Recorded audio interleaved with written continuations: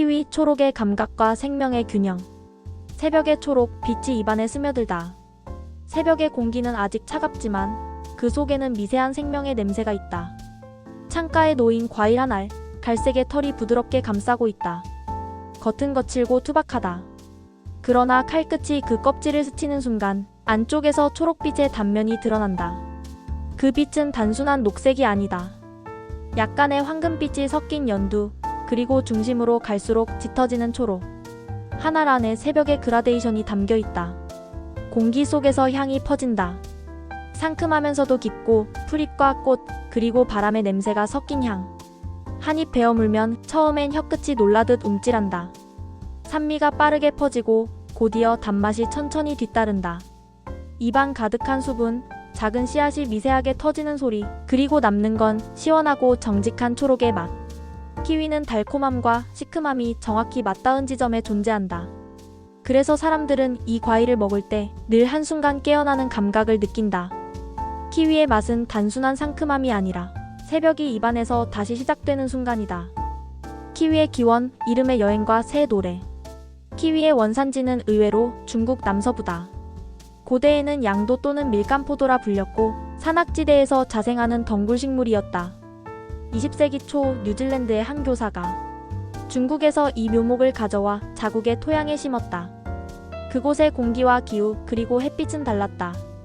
과일은 더 크고 더 부드럽게 자라났다. 뉴질랜드 사람들은 처음엔 이 낯선 과일을 차이니즈 구스베리라 불렀다. 그러나 수출을 위해 새로운 이름이 필요했다.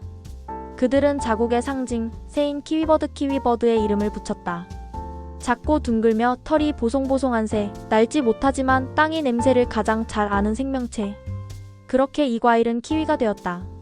이름 하나가 대륙을 넘어 여행한 셈이다. 이후 키위는 뉴질랜드의 상징이자 자연과 인간이 만든 협력의 결과물이 되었다. 중국에서 태어나 뉴질랜드에서 자라고 전 세계로 퍼진 과일. 즉 키위는 지구가 키운 녹색의 방언이었다. 과학으로 본 초록의 구조, 생명의 화학. 키위의 초록은 단순한 색이 아니다. 그건 생명활동의 핵심인 엽록소 클로로필의 결과다. 식물의 잎과 같은 색을 품은 과일. 즉 키위는 잎의 언어로 말하는 과일이다.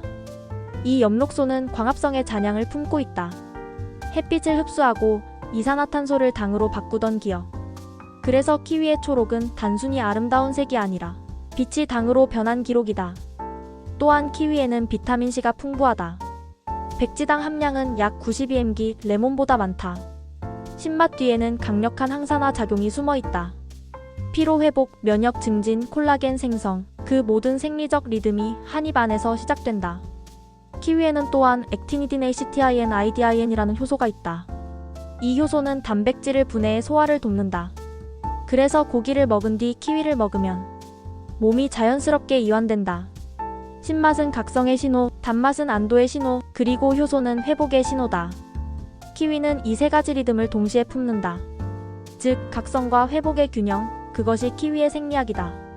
인류와 키위, 근대의 생명학적 발견. 키위는 인류가 스스로의 감각을 다시 설계하던 시대에 등장했다. 20세기 초, 과학은 맛을 해부하기 시작했다.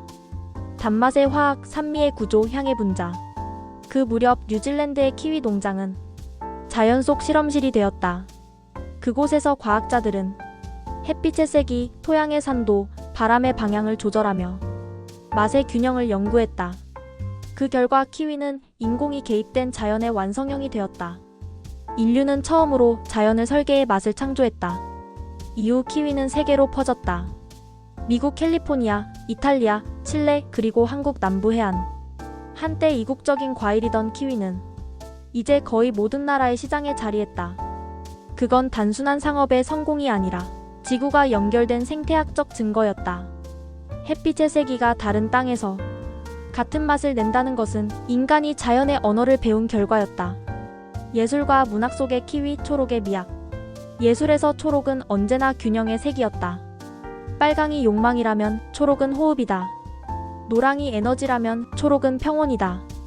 키위의 색은 단순히 눈을 위한 것이 아니라 마음의 리듬을 조정한다. 그래서 심리학자들은 초록을 회복의 색이라 부른다. 화가 폴세자는 초록은 세상의 중간색이라고 했다. 그 말은 키위의 단면을 설명하기에 완벽하다. 그 중심에 짙은 초록, 바깥으로 갈수록 옅어지는 색의 흐름, 그건 마치 인간의 감정이 안정되는 과정과 같다. 현대 시인 메리 올리버 메리 알러버는 초록은 신이 우리에게 준 휴식의 언어라고 썼다. 그 말처럼 키위의 맛은 혀로 느끼는 휴식이다. 짧은 자극 뒤에 오는 고요, 그건 단순한 신맛이 아니라 감정의 구조를 닮은 미학이다. 예술가들에게 키위는 자연이 그린 완벽한 원형이다. 빛, 색, 질감, 향 모든 것이 조화로운 비율로 존재한다. 그건 조화와 회복의 철학이자 생명의 리듬이 시각화된 형태다. 인문학적 해석, 초록의 철학.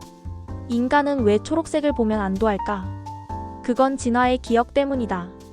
광활한 초원 속에서 초록은 안전의 신호였다. 먹을 수 있고 숨을 수 있고 살 수 있는 곳이라는 표시. 키위는 그 원초적 기억을 자극한다. 그 초록빛을 보는 순간 뇌는 안정이라는 호르몬을 분비한다. 맛이 아니라 색으로 느끼는 평화. 인문학적으로 키위는 균형의 상징이다.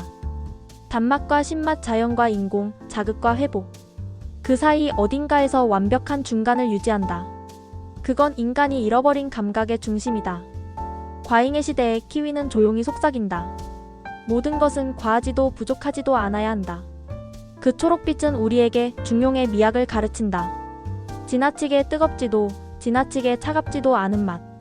그 안에서 인간은 잠시 평형을 되찾는다. 즉 키위를 먹는다는 건 자연과의 관계를 다시 조율하는 행위다. 생명과 감각, 욕망과 고요, 그 모든 것이 균형을 이루는 순간 새벽의 맛, 살아있는 초록의 기억. 아침 햇살이 천천히 부엌을 비춘다. 한 접시 위에 올려진 키위 몇 알, 칼로 잘라둔 단면이 반짝인다. 그 초록빛은 마치 물속의 빛 같다. 맑고 조용하고 끝이 없다. 한 입 베어 물면 새벽 공기와 같은 산미가 혀끝에서 터진다.